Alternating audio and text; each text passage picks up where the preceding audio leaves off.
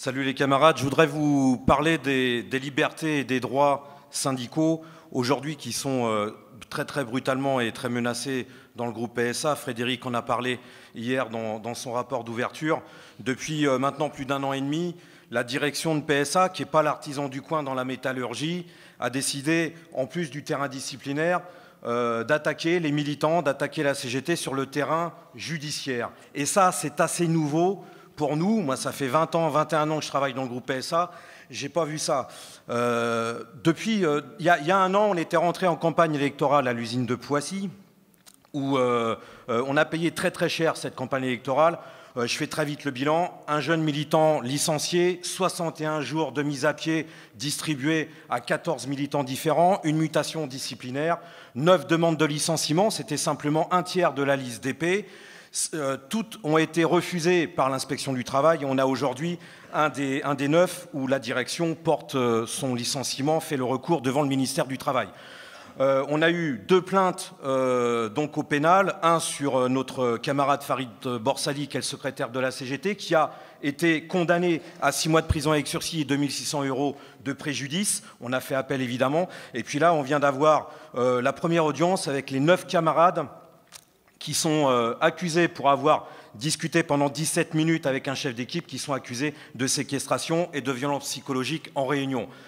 Je vous assure que vivre cette situation, la direction, elle avait comme objectif de faire exploser le syndicat, de le faire exploser de l'intérieur et de démoraliser, de décourager les militants pour qu'ils arrêtent de militer, parce qu'on est les seuls dans le groupe PSA, et j'imagine dans d'autres entreprises, à contester la politique de nos patrons.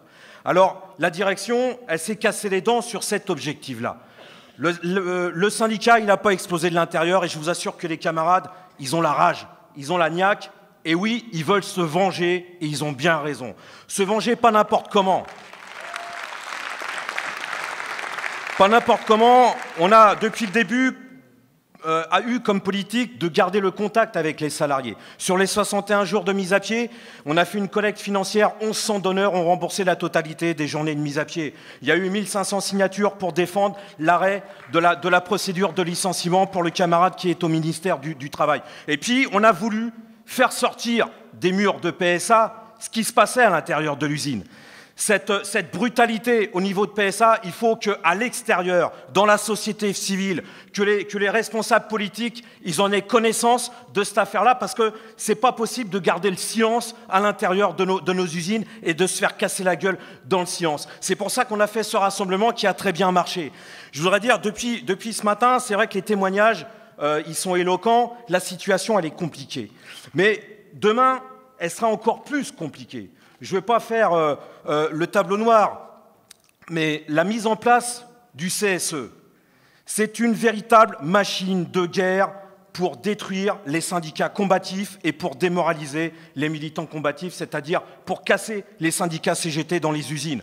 Il va y avoir des réductions de mandats extraordinaires, la limitation des 3 mandats pour pouvoir se présenter, et même si notre discours aujourd'hui, qui est un discours de lutte, ce qui fait la différence entre la CGT et les autres syndicats, c'est qu'on est un syndicat de lutte, c'est qu'on est un syndicat de la bagarre, c'est qu'on est un syndicat qui, pour imposer nos revendications et nos propositions, c'est le rapport de force qui compte, parce qu'il n'y a que ça qui marche face à nos patrons. Alors il faut qu'on tienne ce drapeau haut et fort. C'est ce qui va faire la différence avec Laurent Berger et avec Jean-Claude Mailly. Alors il faut être fier de ces idées-là et ne pas les laisser tomber, parce que ça ne marche pas aujourd'hui. Demain, ça marchera quand on aura le vent dans nos voiles. Eh bien, camarades, je peux vous assurer qu'avec l'ensemble des salariés, on pourra faire de grandes choses. Vive la grève!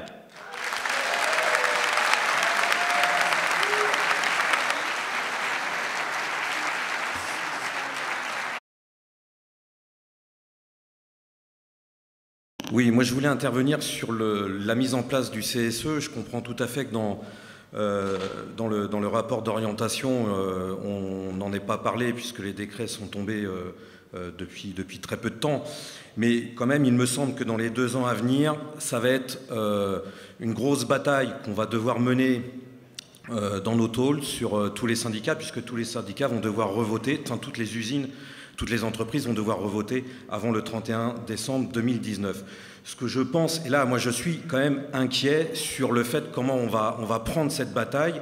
Je suis tout à fait d'accord avec l'intervention du premier camarade, je me souviens plus de son nom, et vraiment, moi, de mon côté, je suis volontaire pour participer aussi à ce que tous les DSC, on puisse faire remonter les informations, qu'on puisse les partager tous ensemble au niveau de la Fédé. C'est une très bonne initiative, parce qu'on va devoir affronter nos patrons sur ce que le patronat veut nous imposer comme type de syndicalisme.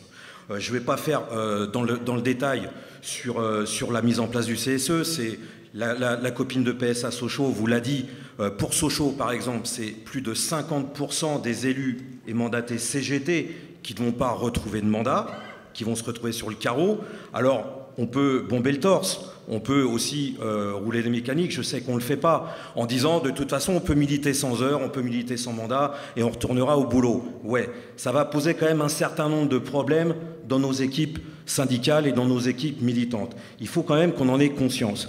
Alors, ce que le type de syndicalisme veut comme pour le patronat, c'est un syndicalisme de négociation pure et dure. Il va vouloir faire en sorte que les élus passent leur temps en réunion avec lui, dans ses couloirs, à discuter avec lui, et qu'on tombera sous sa pression et sous son influence. Ce qu'il veut faire disparaître, c'est les membres de CHSCT, c'est les délégués du personnel, c'est y compris les membres les élus au CE, c'est les militants de base, les militants de proximité, les militants d'ateliers et de bureaux. Et ça, c'est notre syndicalisme à nous. Alors aujourd'hui, on va avoir à affronter ça. Je pense qu'on peut gagner la bagarre, mais il va falloir qu'on mette dans le coup, comme d'habitude, les salariés, en leur présentant la chose, pas en défendant nos privilèges, entre guillemets, nos places, etc. Mais là, le patronat et le gouvernement est en train de s'attaquer aux droits fondamentaux de ce qu'est un syndicat dans une entreprise. Et pour nous, c'est très important parce que c'est des points d'appui pour qu'on puisse organiser les futures luttes et qu'on puisse les gagner. Donc moi, je tire simplement un signal d'alarme. On va avoir du boulot, évidemment. Et il ne faut pas qu'on y aille la fleur au fusil, parce que sinon on va vraiment déguster, et pour déguster, ça va être très dur. Donc on a les forces de résister, on a les forces de gagner la bagarre, mais je suis d'accord qu'il va falloir une certaine organisation et une très très grande détermination. Merci à vous.